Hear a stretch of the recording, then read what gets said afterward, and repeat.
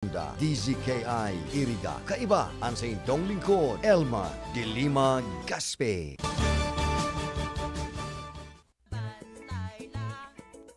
Laila de Lima, ating ibalik ang hustisya at pag-asa. Laban, Laila. Laila de Lima, ating ipanalo ang laban ng Pilipino. Ang tunay na pagbabago, walang patayan at panggagancho. Maayos na sitwasyon, maunlad na nasyon. Inuuna ang bansa, hindi China o ganansya. Nakapwesto sa gobyerno, dapat hindi dorobo. Laban, Laila. Laila de Lima, ating ibalik ang hustisya at pag-asa. Laban, Laila. Laila de Lima, ating ipanalo ang laban ng Pilipino. Kung nais natin ang liwanag ng bukas, tayo na't lumaban, ibalik ang hustisya.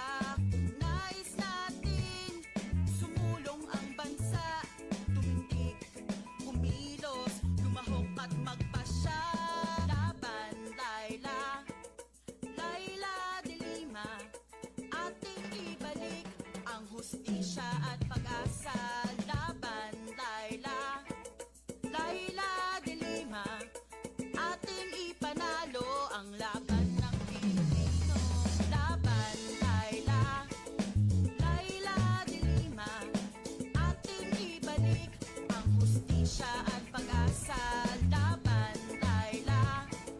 Laila de Lima, ating ipanalo ang laban ng Pilipino. Okay, laban Laila, laban. Ating ipanalo o hustisya ng mga Pilipino. Hustisya at pag-asa. Laban, Laila. Ano ba ini? Pinag-ano na naman ba? Bonggang-bongga. Ayan, bonggang-bongga. Ining mga barangay captain na inita. Ano ta nagkaarog-arog kayan. Ika pa naman ang tatay ng barangay. Pagkatapos, arestado kasi isang, ano ba ito? Arestado ang isang incumbent barangay captain ay sa ikinasang search warrant. Ano ba ini? Nagugutom na yata. Oh, bakit ganyan? Ayaw magsipagtrabaho ng maayos. Implementasyon sa barangay lahat. Ayan, barangay Dahat sa Lagonoy, Camarines Sur. Kinilala ang suspect na si Ches Navea, 52 anyos. Matanda ka na, bakit pumasok ka pa sa ganyan? Residente ng nasabing lugar. Sa panayam ng... ayun ba yan? Laila de Lima, ating Ano ba yan, mga kabarangay, ayan, magpakatino na tayo, ayan, marami ng problema ang ating bayan. Ngayon, ayan, kakapit ka pa dyan sa droga. Maawa ka naman sa barangay mo, ayan, paano ka ba irerespeto kung ganyan tayo? liwanag ng bukas, tayo na't lumaban, ibalik ang hustisya. Nais Kahit anong pagkukulang natin, ayan, ang kawalan, hindi po dahilan para pumasok tayo sa ganyan. Yung mga illegal na droga, tayo ang namumuno sa satuyang mga barangay, bakit kita magkakaigwa pa ng ganyan? Mag-isip-isip po tayo, mga kababayan natin, mga kabarangay, ayan na pala mo tuloy. Ngayon, itong halos 26 million na Filipinos, fully vaccinated na po. Thank you very much po dahil talagang halos lahat ng Pilipino na po naniniwala na dito sa vaccination nitong COVID-19. Just imagine, 26 million Pilipino ba fully vaccinated na po versus COVID-19. Ayan. Umigit kumulang 26 Pilipino, milyones ang fully vaccinated COVID-19 ayon sa Malacanang. Yan ang sinabi ni Presidential Spokesperson Harry Roque na hanggang noong Oktubre 25 ay kabuuang ilan ba ini na 56,254,529 doses ng COVID-19 vaccines ang naituturok na. Pero si mga dai patabi nagpapaturok, magpaturok na kamo tanganing padagos ng magbabae ning sa tuyang problema na tanganing pag-abot man kaining sa tuyang 2022 ay medyo bawas-bawas na po ang natin, bawas-bawas na sa tuyang mga problema, pati na problema kan gobyerno. Ayan at panggagancho, Yaw na naman po kita sa sarong oras na programang Barita Aksyon Impormasyon. Monday to Friday po, 5 to 6 in the evening po yan. At sa tuya pong makakaibanan, may pong iba sa technical side. Andyan po si Sir Felix Lagrimas. And andyan man po sa information si Jimmy Guanzon. And of course, yaon pa man sa tuyang AFA na medyo magayon-gayon nun. Mayo pong iba kung di si Madam Kyla Ray Ligacion. Ako man po, yaon man po duman sa transmitter, of course, si Sir James Toriano Oko. Muntik ko nang masabi si James Wally Osa sa Nigeria. Dala may only love, may pareho ko si Jimmy. Sa dito information si Jimmy rin. And of course, yaon man pundo ang PSG ni James Oko ay si Aldrin Orlando. At syempre ako ang makakaibanan nindo sa programang ini, pero may Lunes hasta Biyernes, alas 6 hasta alas 6 ng pagkabanggi, si mayong iba kung di si Madam Red Elma Dilima Gaspe nagsasabing, marahay na hapon po sendo gabos na medyo mauran-uran, nagtatagi-tagiti. Dahil lang magkusog ang uran ta. Siguro pag puli ko kaya, nako, kung makusog ang uran, mababasa si ako.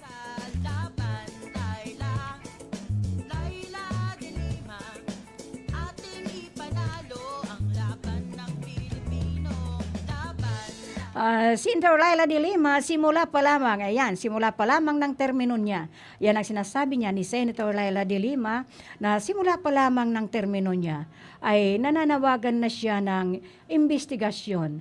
Investigasyon po na siya na sa nangyayaring talamak na patayan kung saan ang mga pulis ay pinalalabas lamang na nanlaban ang mga suspek upang pangatwiran ang lantarang pamamaslang. Sana nung panahon na yun, nung first term parang po ni Senator Laila de Lima, kung maaga pa sana ay nakinig na ang mga kinauukulan sa ating babala. Ilang libong buhay sana ang nailigtas natin mula sa karahasan. China o ganan siya, nakapwesto sa gobyerno, dapat hindi turobo, dapat Laila de Lima, ating ibalik ang hustisya at pag-asa. Ayan po, bising-bising na po ang satuyang mga sementeryo ngunyan, digdi sa Rinconada, lalo na dyan sa San Isidro po, talagang nandyan na, ready na po. May nakabantay na, schedule po sinda, nandyan po ang mga ating po kapulisan, dahil ko lang aram ko nandyan ang Philippine Navy o Philippine Army.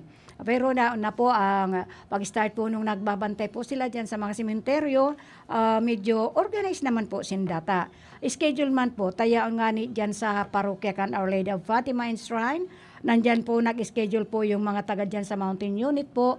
Bako lang po yung mga taga San Isidro, San Nicolas o San Agustin ang nagpapaagi kan mga naglaralaog dyan. Hindi lang po sinda ang nagpapaagi kan peace and order dyan sa sementeryo. Dahil sa San Isidro po duwa pati ang private and saka yung dyan sa Umiscanes, yung public cemetery po. Kadakol po kang managdadar dyan na, ako nga di dahil panagdadyan, pero baka sa aga po makasaglit ako.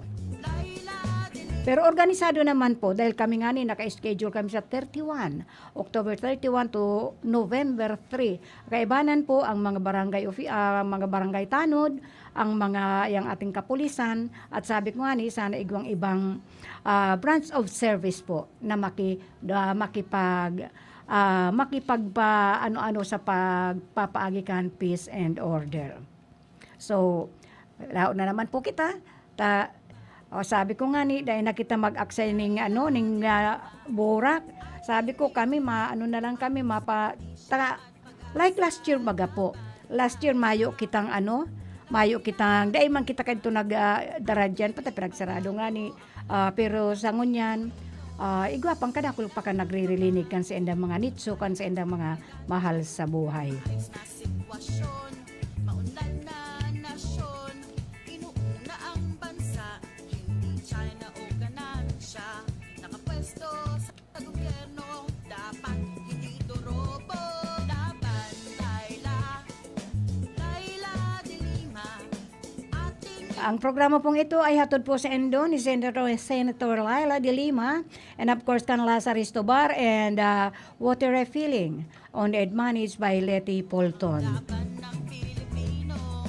Hatod man po sa Endo kan Sarangi Motor Parts and Services na owned and managed by Mr. and Mrs. Marvin and Tess Gunawon Razon. Diyan lang po ini sa going Sitio Canto, going to Mountain Unit po. O naman problema nindo sa Endo mga motorcycles and mga tricycles nindo, diyan lang po sa Sarangi Motor Parts and Services. Lagi po sindang may available na mekaniko. Owned and managed by Mr. and Mrs. Tess Gunawon Razon.